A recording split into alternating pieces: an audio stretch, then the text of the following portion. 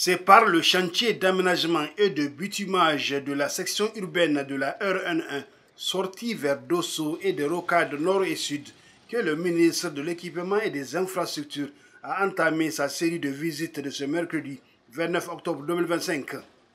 À cet effet, le ministre s'est d'abord rendu au point de jonction des deux rocades et de la RN1 qui sera le carrefour Soniloga avant de se rendre au pont de Soreille dont la réception provisoire est prévue pour bientôt. À la date de ce jour, le projet exécuté par la Sogia Satom Niger affiche un avancement de l'ordre de 34% pour un délai consommé de 10 mois sur les 24 prévus, soit 41,7%. Autres travaux exécutés par la Sogia Satom Niger et s'inscrivant dans le même cadre à être visités par le colonel-major Salissou Mahaman Salissou, ceux d'aménagement de la section urbaine de la RN25 et de réhabilitation du tronçon Niamey-Niala. Ces travaux se poursuivent nonobstant quelques imprévus, notamment les purges des terres impropres freinant l'avancement des travaux de terrassement. Toujours au niveau de la RN25, le ministre de l'Équipement et des Infrastructures s'est rendu au niveau des travaux additionnels exécutés aussi par la SATOM, notamment le pont de Sagagourou, qui sera identique à celui de Soreille avec une longueur de 100 mètres et une hauteur de 8 mètres. L'avancement global des travaux est de 18,89% avec un taux d'avancement du pont d'environ 45% pour un délai consommé de 70,47%.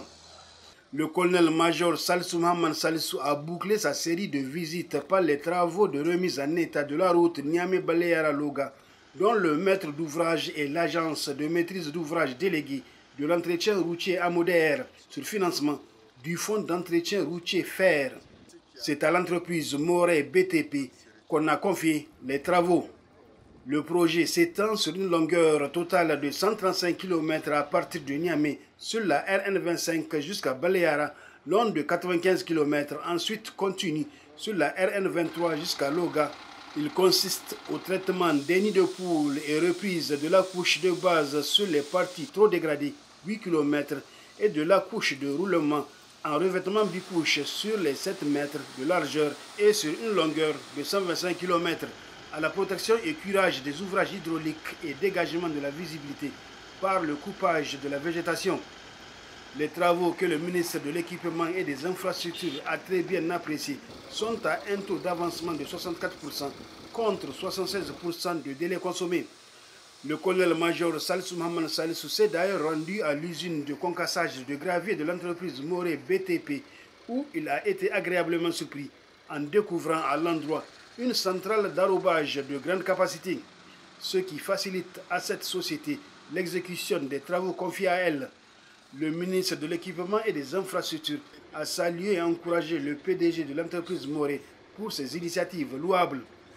Il faut noter qu'au niveau des différents chantiers visités, le colonel-major Salissou Mahaman Salissou a exhorté les entreprises à accélérer les travaux pour être dans les délais contractuels.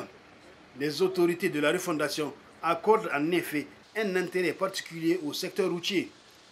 Donc c'est le lieu ici pour conclure, d'encourager, féliciter l'ensemble des acteurs, leur dire merci et leur dire que toute la nation compte sur eux pour ce travail qui est en train d'être fait. Parce que la route, elle amène les biens et les services d'un point A à un point B. Elle transporte les femmes qui sont en travail, ça sauve des vies, ça permet à nos enfants d'aller étudier. Bref, comme disaient les Chinois, quand vous voulez être riche, construisez une route. Et ça contribue aussi à la sécurité. Par ailleurs, le ministre de l'Équipement et des Infrastructures, le colonel-major Salissou Mahaman Salissou, a rendu une visite de courtoisie à Cheikh Yacouba de Tchida, auquel il a transmis les remerciements et encouragements des plus hautes autorités pour tout ce qu'il fait pour qu'Allah protège le Niger des forces du mal.